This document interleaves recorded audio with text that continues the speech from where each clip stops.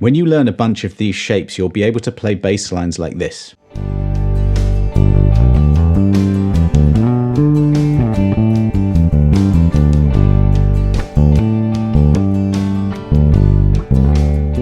This is a follow-up lesson to one I did on minor chords, and here is a G major scale. And all of these patterns are coming from that collection of notes. So in no particular order, here's the first one. We've got G, B, and C. The backing track is just G over and over again. And it's not that realistic, but it's a good one just to help us get our ear in tune to the new shape.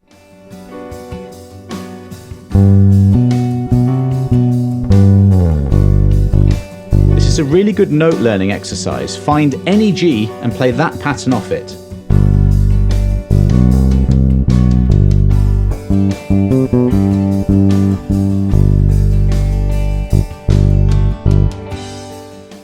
Now, when you're playing a bass line, even when you're practicing these shapes, you're going to be playing a lot of just G, and not the other notes, but finding a groove on the G is good, and then you can just use some of the other notes, restrict yourself to a shape at a time. See, we're returning to that G a lot. Try that. Now, we'll just go to the next shape. There's quite a few to get through, so I'll kind of whiz through them a bit. Let's go up here. Anywhere you find a G, that's where that red blob is, you can play one of these patterns. That's a root, a fifth, and an octave. G, D, and G. Quite boring notes, but they work really, really well.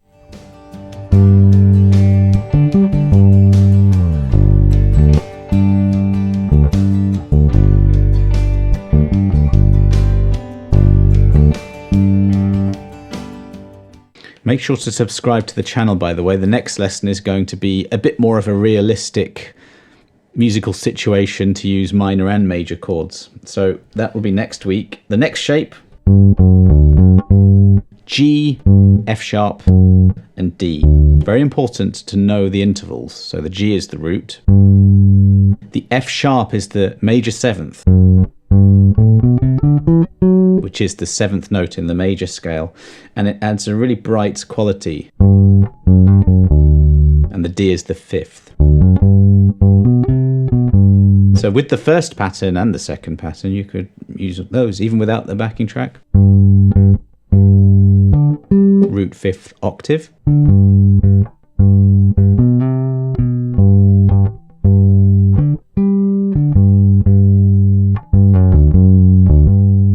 Bit tense, that F sharp note. It really wants to lead back to that G. And for this lesson, for the purposes of this lesson, it's just a bunch of Gs over and over again. So wherever a G is, you're just playing that a lot, and you can springboard off these patterns. Here's the next one. Notice how it's exactly the same as the root 5 octave. And then we have the addition of the major seventh in there.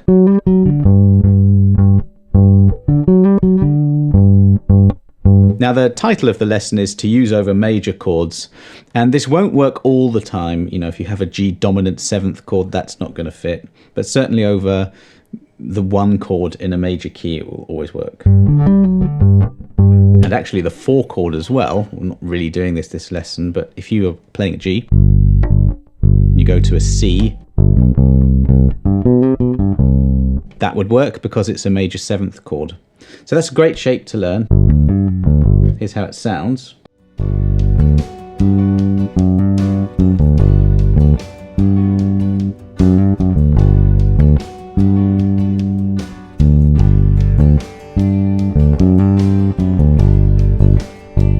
It's one of those things just to add in sparingly. The next one is just a bit of an expansion of that pattern. From the G, we have a root. The B is the major third note in the scale. The D is the fifth. G, B, and D is a triad. That's a major pattern that works all the time over any major chord. The addition of that F sharp, it makes it major seventh. And notice again, you've got the other notes in there, the root, the 5, and the octave. Always know that pattern. You can use it anywhere, nearly anywhere.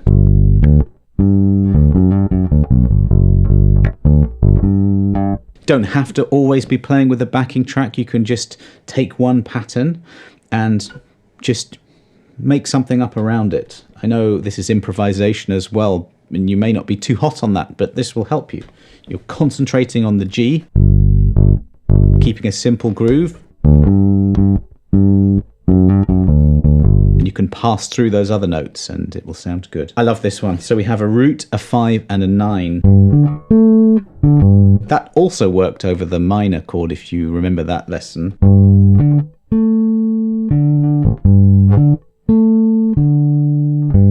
Now this is a good one to make up a solid bass part.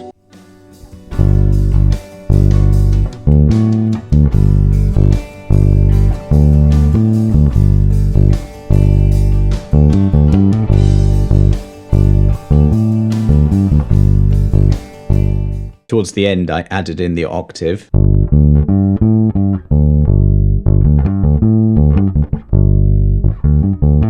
So there's a G, 3rd fret E string. I can play the pattern there. 10th fret A string, try the pattern there as well. Try sliding from the octave to the 9th. If you play the note 2 frets higher than the 9, which is the note B, that is the 3rd up the octave. And really, you're just learning these as patterns. So there's the G. And if you don't know your notes so well over here, I suggest you practice like crazy to know it. There's the A, double dot. G is the note before A. So that's the 10th fret of the A string. That's where I'm playing my root note. Then I go 2 across next string, I get the 5th. And then it's really easy because I go 2 across next string from there, another 5th, but that's a 9th away from the original G note. These are intervals, distances between notes. So that 9th is simply 9 notes away from the original G if I count up. That's what I'm talking about when I'm saying 9ths and 5ths and things like that. So after the 9, 10th. And that's a really cool sound, I love that.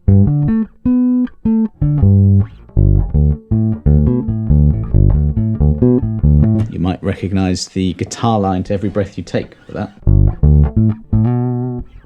And what I want to do is I want to be musical with these patterns and I want to connect them. So I suggest you try that as well. So for example, if I play that pattern on the 3rd fret of the E string, don't worry too much about the fingering pattern there. I just went 1, jump to 1 again, jump to 1 again, and then 1, 3. It doesn't really matter. Right there, I'm now thinking, okay, where's the nearest G to where I am now? And it's that 10th fret I was telling you about. So what about, I can maybe go there and just do a root 5 octave. So I'm connecting up the patterns. You need to be very aware of where the notes are. You know, learn your octave patterns. And you can find the same note really quickly. And that's a springboard for any one of these patterns.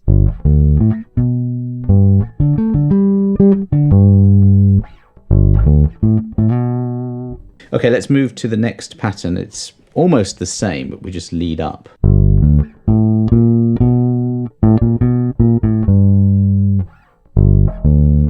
So we have the 9th, and then we go 1 fret up, we get the B flat, which is a minor 3rd to a major 3rd. It sounds a bit odd if you hang around a bit too much on that B flat, but as a passing note, it can sound really good. What does that sound like with the track?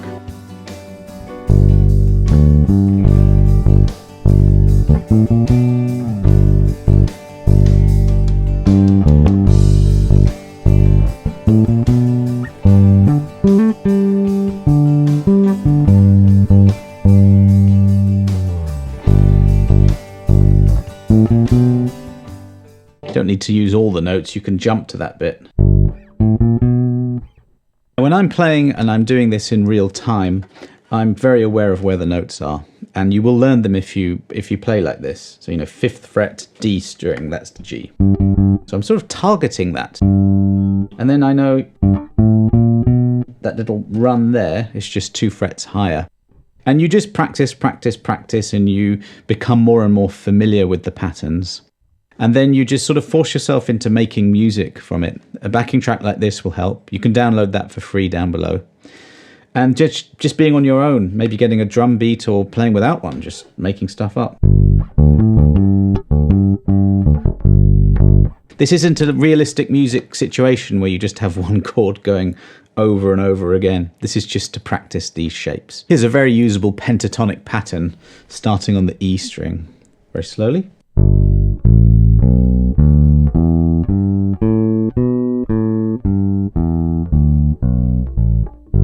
Two notes on every string using the finger pattern. 2-4, 1-4, 1-4, and then 1-3. You can go in reverse as well.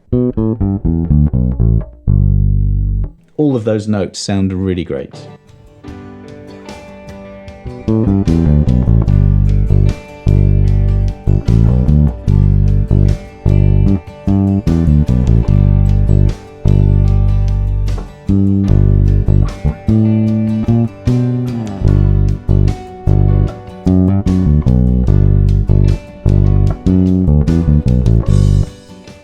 There's a point in the backing track where I inserted a G major 7 chord and I heard it there.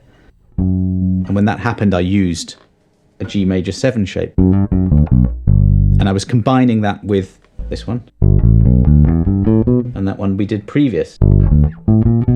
They all fit. So piece them together almost like a jigsaw puzzle. As you're going, hopefully, you're going to be learning the fretboard well as well. And then you will also be learning to improvise with that. Okay, next shape. We have another pentatonic pattern. Instead of the root note being on the E string,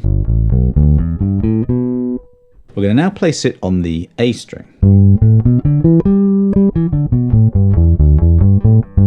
So that's our root, the G. Make sure you move these to different locations as well, different root notes. So if on the 3rd fret it's a C, okay, but back to G. I really like this pattern. I use this a lot. If you're on the A string and you're playing a G, the 5 and the 6, the D and the E, they're just on the same frets on the E string. Even just those 4 notes there, you can make loads of bass lines up.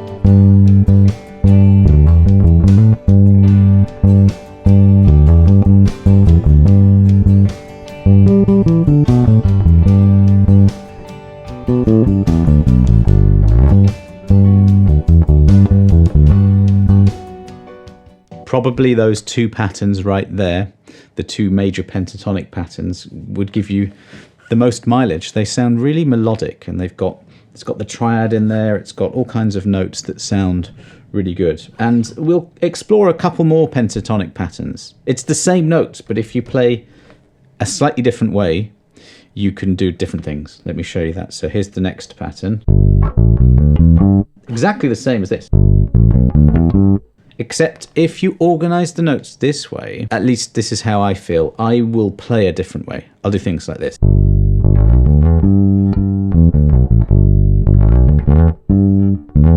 This sort of thing where you're sliding and hammer-ons.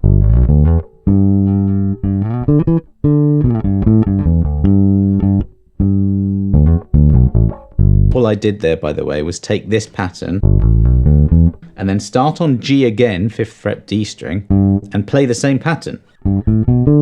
You've got loads of notes now. Playing the same pattern in 2 different places, okay?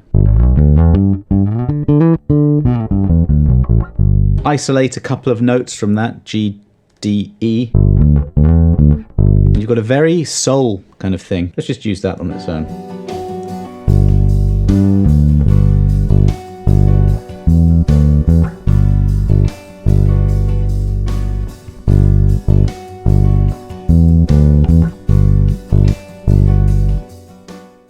Bass lines can be really, really simple. You can use just 3 notes like that. G, I went E, D, E. And you just create a repeating riff. And oftentimes that's really what the listener wants, is just something simple. We're playing rhythm, but we're also adding in a little bit of melody and outlining some harmony. That's why bass is great. You can do all of these different roles. Similar to before when we went, we're sort of adding that little run up into the pentatonic pattern. Now we've got this. And even bend that second note to the B flat. So again, same notes as that pattern, but just the nature of how those notes are organized is making me play in a different way, which is a really good lesson to learn the same things in different places on a bass. Now, I wouldn't do that if I was just in one position. I like that sort of thing. Really like Leland Sklar's playing. He does a lot of that sliding between frets. You can become really expressive with that. So this is just that same thing, again, in 2 places.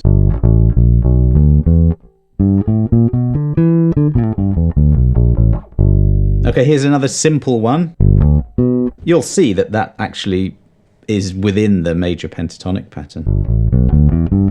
Isolate a couple of notes.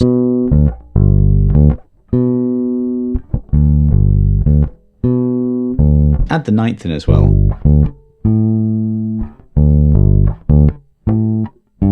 So there I'm just taking a few patterns, the one I just showed you, the 9th, and that one with the major 7th. And the key here is to know them well enough that you're not thinking, right, I'm going to do this one, now I'm going to do this one, it becomes formulaic. No, you want them to be internalized. I'm giving you the PDF as well, so you will probably have to spend a fair bit of time just learning them in order to unlearn them. I said this last time, I stand by it. You must learn the sound as well as the shape. Root 5. Such a common bass thing, and it just, or a root 5 always sounds like that. And there's that major 10th. When you learn the sound of the notes, the intervals, the patterns, then you can be guided by your ear. You really can. You'll be playing and you'll hear something and you'll know how to play that thing that's in your head. And just practice will get you there. Right, next pattern. I did this more in the minor lesson, where I took the root and I played off some chords from it. Not much of that going on in this lesson. We have a G. If we go to the B, that's a B minor 7. If I played it higher up, it's a chord that comes from the scale, the key, G major. It's the 3 chord. But I'm not thinking about it like that. I'm thinking of the B as the major 3rd, the G as the 5, and the A here is the 9. But if you learn that pattern and you're on a G, and you're going, right, look, 1, 2, 3, 4 frets across, or 2 whole tones, however you want to think about it, you play that pattern and it works.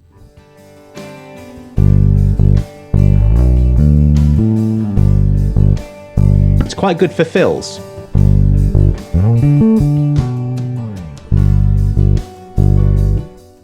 I just played it on the 14th fret, that's where the B is there. Okay, this is another brilliant pattern for fills. I've heard this many times. I think I heard Stu Hamm play this on a Joe Satriani album. I think it's on Crystal Planet. Somewhere he plays that. And I transcribed it and I use it a lot now as well. What a player Stu Hamm is, by the way. If you haven't listened to him, please do. So here's a G. And that's the first pattern we played, actually, G, B, C. And it's just that, but in 2 places. I suppose with the 5 as well. And again, I just know where the notes are. I want you to do that as well. Wherever there's a G, Fingers 1 and 2 play on the next string like that, and they all fit, right? So what I did was this. So a pull off from the C to the B. So if you do a pull off, just pluck, keep the finger pressed down to the note that you're pulling off to, B in this case, 4th fret. Flick the string to the ground. It's too hard, a bit lighter. And then you're playing the G. You can keep going down and do the same thing here.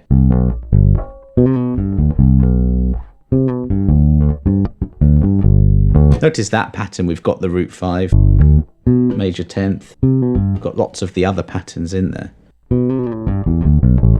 Could easily add in that major pentatonic. Even though I have 18 patterns, right, they're all the same notes from the simple 7-note major scale.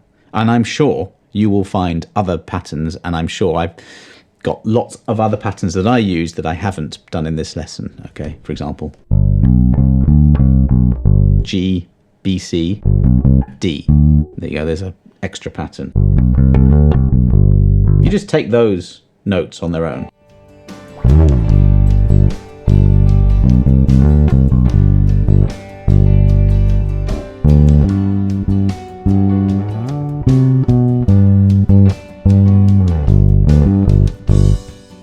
That was the same. We're just running down them from here. And you'll be able to get there really easily, again, knowing the G, where they are. 10th fret, A string. You have that fingering pattern, 2, 1, 2, 4. So it's a combination of knowing the fingering pattern, where the G is, memorizing a couple of these patterns, even if you don't really know that's a 5th, that's a 4th. Just, you know the pattern, there's a G, that note there works. You know, you learn it that way. I think we've got to the end of the patterns. I gave you that sort of extra one at the end there. Download the backing track, and it's important to try and make music from this. Obviously, the way this backing track is, it forces you into a certain style, but you can use this in any style, really. If you haven't watched the minor version of this lesson, I'll put a link below. And then next week, I'm going to do something a bit more musical, actual chord progressions where you can use some of these patterns. If I used a bit too much theory jargon in that, or you want to dive deeper into theory, I do have a music theory course, and I'll put a link to that below.